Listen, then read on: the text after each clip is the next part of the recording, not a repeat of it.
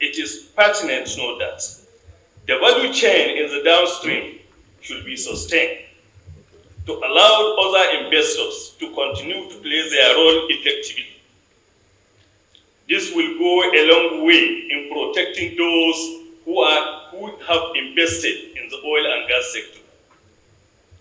If man as a body, sir, would like to use this medium to solicit the support of the Senate to ensure that there is a level playing ground in this sector of the economy, by ensuring that the refineries, storage facilities owners, and IPMAN that have the retail outlet should not be distorted by allowing monopoly to set in.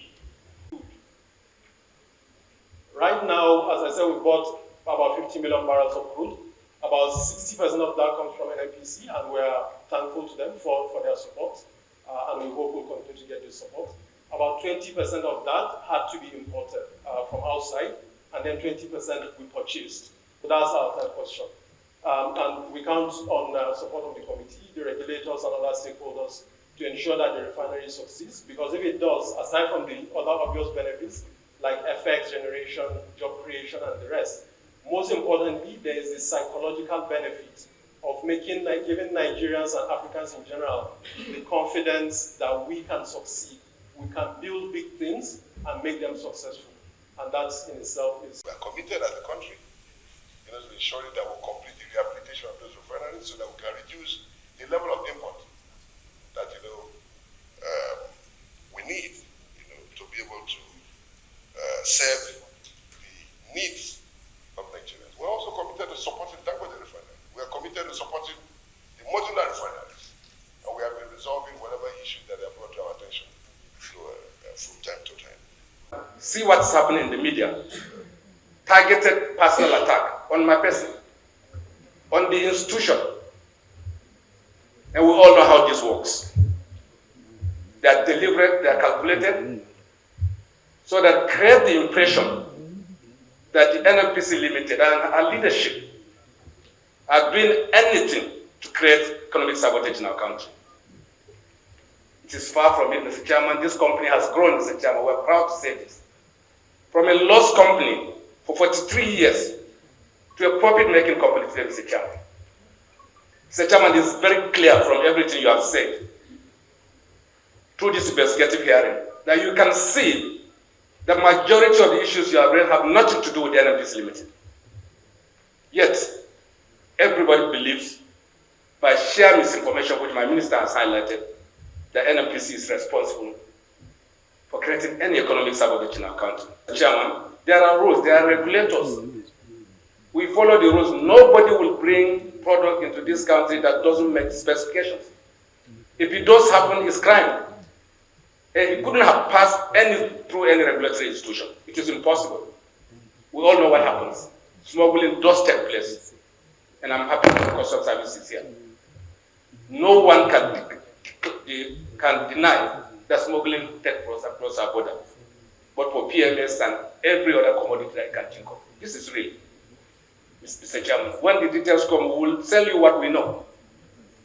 Mr. Chairman, I suggest also that it should be set live so that everybody will hear what is going on in the industry.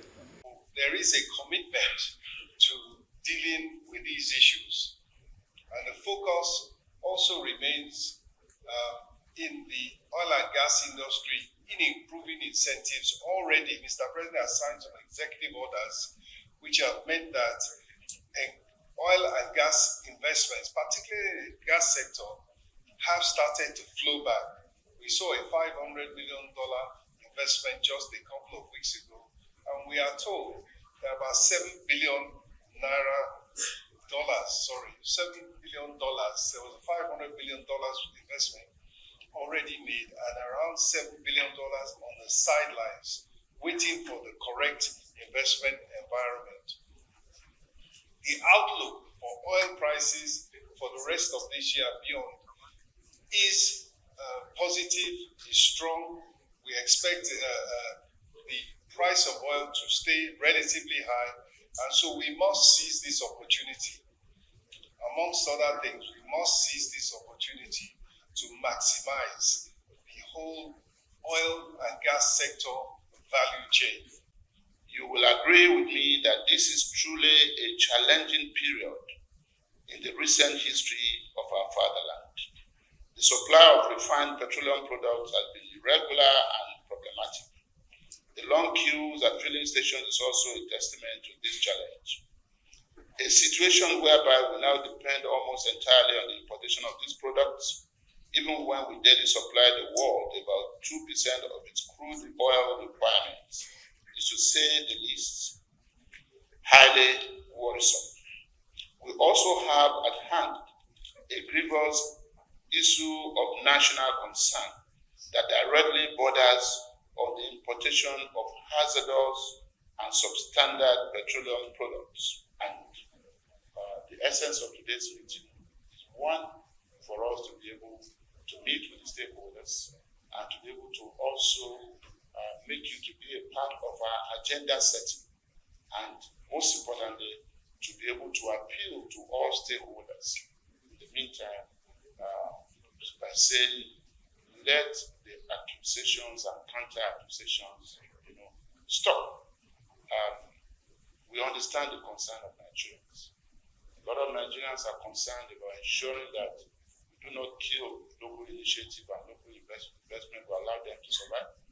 Just like a lot of Nigerians are also concerned about ensuring that we do not consciously inaugurate a monopoly, which will not serve overriding public interests and which will not be consistent with global best practice standards. All these are issues.